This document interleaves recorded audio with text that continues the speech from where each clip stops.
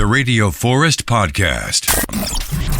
Run, Forrest, run! Yeah, we watched that movie last week. It's probably one of the best movies ever. You know, I'm a big fan of movies like Citizen Kane and The Magnificent Ambersons and It's a Wonderful Life and those classics. You know, Forrest Gump is a classic. And how good is that soundtrack? Unbelievable! Seriously good. Seriously good. John Anderson, 1000 Hands solo album. Now, some people work on solo albums or, just album releases in general. For a couple of years, you might be setting the record. This is 30 years in the making? Well, I started it 30 years ago in Big Bear, California. It's a ski resort southeast of Los Angeles. And my old friend Brian Chatton was in Los Angeles. He was in my first band, The Warriors, in the 60s. He joined The Warriors when he was 16. He could play Green Onions, and that was enough for us. We became fast friends for so many years, 50 years. And I asked him to write some music for me because I was going to record up in Big Bear. I had a 16-track recording system. I was getting away from the business, from the world. Along with a couple of friends, we actually recorded 8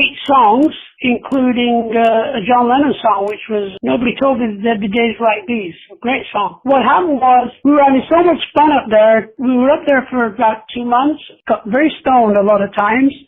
We stopped laughing. We were laughing and laughing because, Brian Chatton's a funny guy. I was able to take the tapes down to LA and get Chris Squire and Alan White to play on 2 tracks. And that's what started me thinking it'd be great to get and ask a lot of people that I've met along this journey that I'm on in my life to sing or play on this record. I wanted to get the Beach Boys to sing on it, Wayne Shorter. I wanted to get Billy Cobham, people like that. But then all of a sudden I was on tour with Yes, and then tour with Yes again, and then solo touring, and life went on. I think Brian ran away with a girl.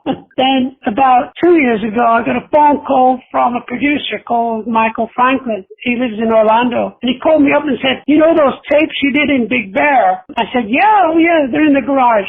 He said, well, would you send them to me, please, so I can see if they're okay? And I said, yeah, okay. So I sent him the tapes, sent me back a mix. But he'd actually baked the tapes so they could play them once. You could only play tape once, it would fall apart. Straight to computer, and they actually sounded fantastic, the tracks. Within a week, he got Ian Anderson to play on one of them. I went, whoa, this is perfect. And then he got Billy Cobham to play on a track, and then Tower of Power to play on a track, and so on. So over a period of 2 months, he got about 24 people to play on the album, and it made every track better, which was fantastic. So that's how the album evolved. And that was 2 years ago, and we finished it before Christmas 2018. We've been waiting for a record company to pick it up for a year, and then we got somebody earlier this year from Los Angeles called Blue Line, and they've released it just now. So we're very excited about it. Was it weird at all to get Steve Howe involved on the record? Was this after you left Yes, when Steve Howe shows up to play, or is it the studio playing, or is it prior to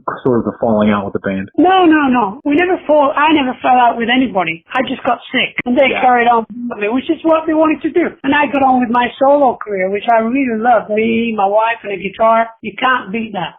Steve, I'd sang on his record a few years ago, Bob Dylan songs. He asked me what I sing on it. I said, yeah, of course so. So he owes me one. So I phoned him up and said, you owe me one, Steve. I'll send you the track. Can you just play on this last track? It just needs a beautiful guitar, which he did. And then when I heard it, I thought I should sing on it because I haven't sang with Steve for 50 years, 40 years. So I sang at the end with Steve, and I sang about our friendship together, and the music we made together touched a lot of people, and so on and so on. So it was a very good ending to the album for me. You talked about getting stoned at Big Bear. I want to run a rumor I heard, and you tell me if this is true or not, but it also involves getting stoned, and it's you getting stoned and driving through all the different roundabouts when you're somewhere on tour, and that's kind of how the song Roundabout came up. Is that accurate? Oh, you bet. Because we were traveling from Aberdeen, the north of Scotland, to Glasgow, and that road is only 2 lanes, and it's a small road. There must have been about 22 roundabouts on the way down. It's about 200 miles. Me and Steve were in the back of the van, and he started playing some chords, and I'm singing, another roundabout. He got singing and made a tape of it. The mountains left and right of the road would be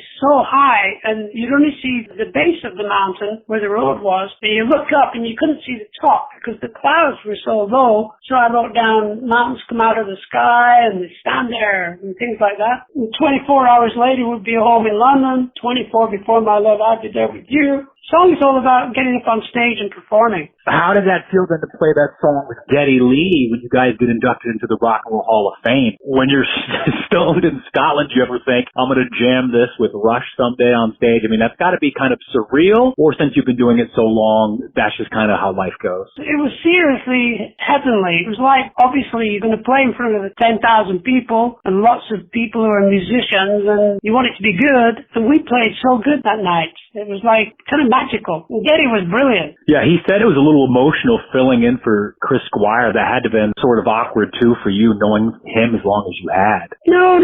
Chris and me, like brothers, we were the yin and yang of the band, yes. I was Obi-Wan Kenobi and he was Darth Vader. Sure. I heard a really cool story that he had told talking about playing the Marquee Club, and Yes was opening for Hendrix, and in the crowd was like every famous British rock and roll star of the time. Oh yeah. And another thing happened, kind of amazing, that month, we got a phone call from a friend of mine who had another place called the Speakeasy, and he called me up and said, John, is your band in, because we all lived together in a big house there in London, are they all there? I said, yeah, they're all here, and Peter Banks, our guitarist, he's up north of London. Could you get together in the next 2 hours and play a show tonight at the Speakeasy? My band is not turned up. And I said, what's the band that didn't turn up? He said, Sly and the Family Stone. I said, okay. So I got the band together and we start setting up and people start coming in, and Keith Emerson comes in and Peter Townsend. All these people come in, Paul McCartney, and it's like I start handing out joints. He said, come on everybody, get stoned because Sly is not coming. And everybody said, quick, pass the joint. To see, everybody got pretty well smashed and drunk. We were young and foolish and fun, but we went down very well. I mean, people were just grateful that we could play music. We were doing songs that musicians liked. We were doing songs that Jimmy Webb wrote for the Fifth Dimension. We did a couple of songs and changed them around. Like, there was a great band, what are they called now? Buffalo Springfield, Vanilla Fudge. These bands changed the style of music in that time, and we changed with them. We learned a lot. You guys have played with everybody. You opened for Sabbath in the 70s. You performed with Queen. I had heard that when the Eagles were opening for you, they introduced the band to cocaine. Yes. Well, I never took any, but I know Chris liked it. The last show we did with Eagles, we became friends. I love these guys. And they were great. And we finished our show, 15,000 people. We got up backstage. There was no lights. It was so dark. And it's like, what the hell's going on? And there were guys with the flashlights saying, come on this way, quick, this way, the lights have all gone out. And it wasn't true. But what happened was, we finished up in a room, and it was so dark, couldn't hear and see anybody. And said, what's happening? And then all of a sudden the lights came on, and there was a table set up with the Eagle standing behind with 2 dozen custard pies. And they started throwing us custard pies on us. Especially Steve was freaking out, my guitar! They threw these cream custard pies at us, and I joined in with it. It was the best time ever. John, how long did you practice meditation until something weird started to happen? You started to go to a different place? Probably 10 years or so. 10 years? Wow. Maybe longer, 15. I was aware of meditation at the beginning of the 70s. I'd read this book by Vera Stanley Alder called The Finding of the Third Eye. And Vera Stanley Alder was a little lady who lived in North London. And I'm reading this book thinking, she's saying, we're all Christ consciousness, We're all spiritual beings. And the third eye is your pineal gland, where right on your forehead. And that's your radio signal to the divine energy of life. I got into that. I thought it was pretty cool. I met some gurus along the way. They're very sweet people, but nobody really hit me correct, if you like, until 1987, when I met this beautiful, beautiful little lady called Divine Mother Flora. It just happened. I was making an album, a Christmas album at the time in LA, and this lady, Linda Livingston, worked for BMI, and she said, John, Divine Mother's coming in 2 weeks' time. I said, yeah, okay, thank you. I've got to get on with this record. She kept bugging me every other day. The day that Divine Mother was coming, she said, John, you've got to come and meet this little lady, and then I'll take you to Disneyland. I said, okay.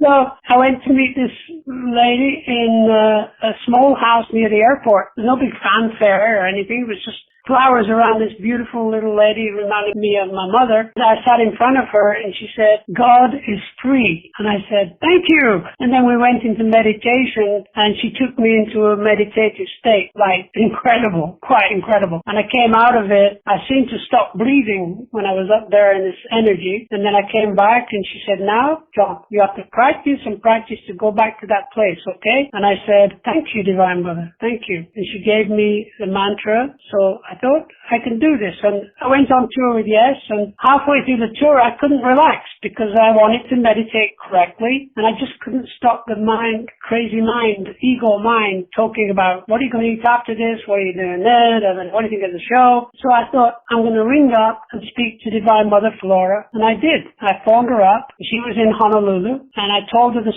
story and the problem. She said, John, put the phone down. I'll be there in 1 minute. And I put the phone down. I went into meditation mode, and ding, there she goes. I got meditation again. Very blessed. John Anderson from Yes, 1,000 Hands, 30 years in the making, and 1,000 Hands kind of references the number of people involved with the album. Thanks, Forrest. Run, Forrest.